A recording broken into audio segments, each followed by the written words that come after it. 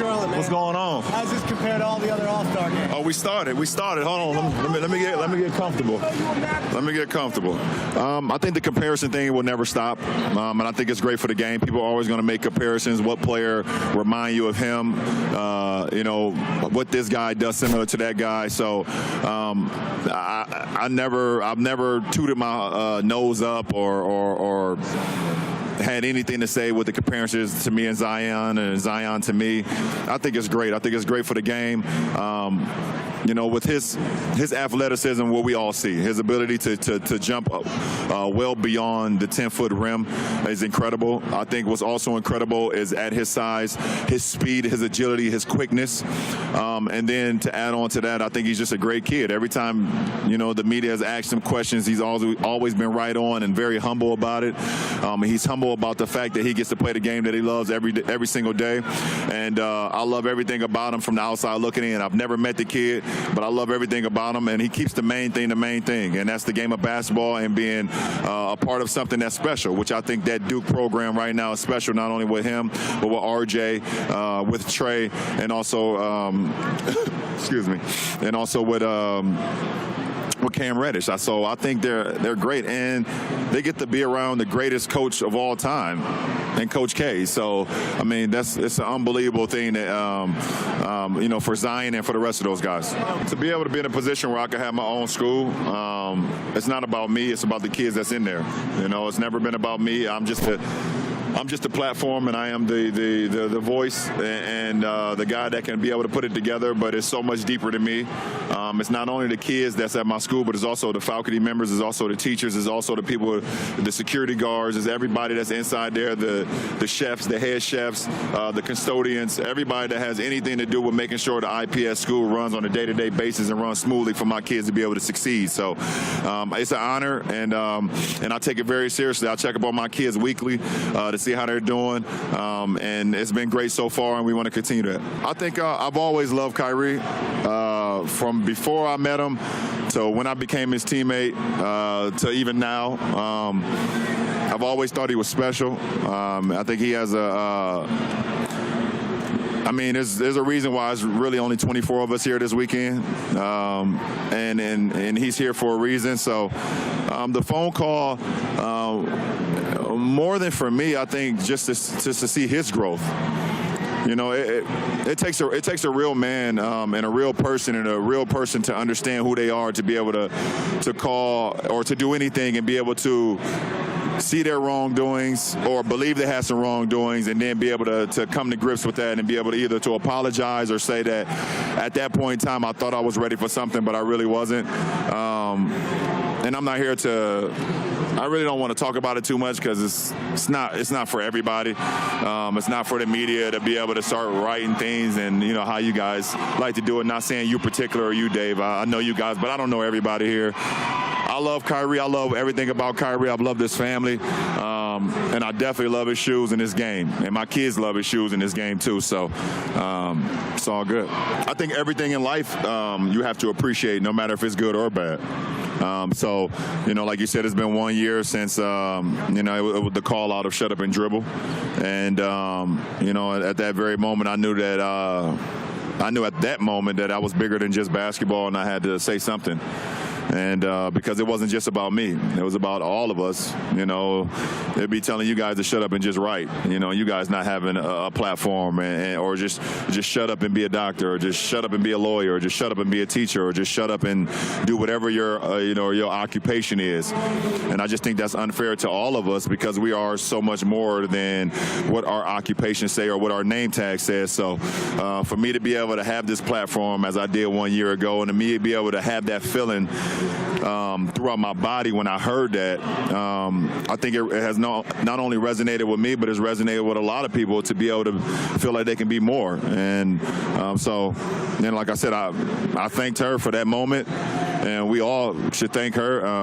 But like I said, you have to appreciate anything that comes along, no matter if it's good or bad, because it helps you learn, it helps you become better to who you are, it helps you get more understanding of who you are, or more understanding about what the situation is at that point in time. So I'm always been thankful for not only the good but the bad that's come across my life since I've been along this journey. You know, I'm here. I've seen him already in the locker room. Seen my nephew, Zaire. Every little bit of moment, every bit of time that I get with him this weekend is going to be always cherished, and it's great. I mean, we've been together almost 17 years now since we met at the Combine, in Chicago in 2003. And, from that moment, we just knew that we were going to be together for a long time, and it hasn't stopped. From me being a competitor, from me being his teammate, to being a competitor again, from us sharing, father advice, to sharing marriage advice, to sharing son advice, it's really bigger than just basketball when it comes to me and D-Wade, because we can actually look at each other and know what each other's thinking and know how each other are feeling at points and times of our lives. So to be here, for me to be able to choose him to be a part of Team LeBron, for him to be here this weekend, it's a bittersweet moment, obviously. The bitter part of it, that this is his last weekend being an All-Star weekend, and knowing that his journey is coming to an end as far as a basketball player. But the sweet moment is that we got so much more life to live together, and we will continue that. How does it feel playing in LA this season? It feels great playing in LA, man. When you look up in the banners and you look at all the championships and you look at all the greats that's come through LA, from Jerry West to George Mikan and Elgin Baylor to Magic and Kareem, James Worthy and Kobe, Shaq, all whoever you name, and just to be a part of that franchise, to be a part of that history, it means a lot to me, man. So hopefully I can do my part where someday I can hang up there with the rest of those guys. I think it's important to stick up for what you believe in. You know what I'm saying? I think what Cap, I stand with Cap. I kneel with Cap. I just feel. I feel what he was talking about, nobody wanted to listen to. Nobody ever really wanted to actually understand where he was coming from, and I think that anybody that will sacrifice their livelihood for the better of all of us, I can respect that, and he's done that. I mean, you got a guy who basically lost his job because he wanted to stand for something that was more than just him. And so I'm happy to see the news come out yesterday that he won his suit. I hope it's a hell of a lot of money that can set not only him up, but set his family up, set his grandkids up for the rest of their lives. And I hope that the word of what he did will live on throughout American history, but also world history, because it's important for all of us, not only African Americans, but for everybody that want to stand up for something that's more important than them. I believe that if I wanted to, I could own a team, or be a part of a basketball team. I know that I got so much knowledge in the game that I don't want to, once I stop playing, that I just want to get away from the game. Obviously I know I'm going to be along with my sons because they're going to play the game. They're playing the game now, so I'm going to be along with them. But if I can give back to this league in any way, shape, or form to continue to make this league as great as it is today, then I would love to. So we have to be the right fit, have to be the right city, have to be the right situation. It's not like it's a dream of mine. It's more of an aspiration. See if it happens. If it don't, I wouldn't be disappointed in anything I've done off the floor. So we'll see what happens. I got a lot more game to play. I'm debating if I'm going to wear it in the game tomorrow. I have something else that I really can't talk about as well, but obviously the Watch the Throne is a huge piece of hip-hop history. Obviously, it's when Jay and Kanye got together, made an album, one of the best albums in hip-hop that we've ever seen.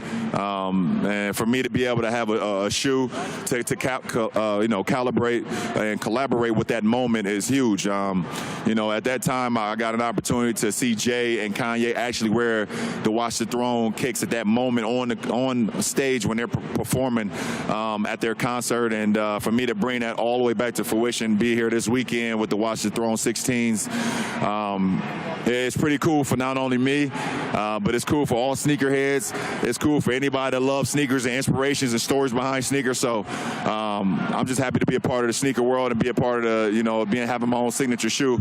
But I got something on my feet too that I'm gonna wear in practice. I got the Safari, LeBron 16 lows, and everybody kind of know the Safari from the Air Maxes. So you'll see me wear those today as well. So I got a lot of inspirations, got a lot of stories, a lot of storytelling that we will continue to put on my sneakers. I don't know who will be able to be an NBA player or whoever be a professional athlete, but every kid has a dream, and every kid has that, and what that is, they have to tap into that. So for me to be a part of Akron and know that I'm giving my kids an opportunity to be able to tap into whatever that is, it means so much to me. So me having my school and me having them 240 kids to be able to see them every single day and figure out a way how we can tap into what that is to make them become successful in life. And I'm not even talking from a money standpoint. I'm just talking from where they feel like they've done something that means something in their lives and they be able to give back to, that's what it's all about. So before I walk up the stage, shout out Akron, Ohio. 330 is where I'm from. It's where I stand. No matter where in the world that I go, I will always live for my hometown, because without my hometown, I wouldn't be who I am today. So shout out my kids at the I Promise School.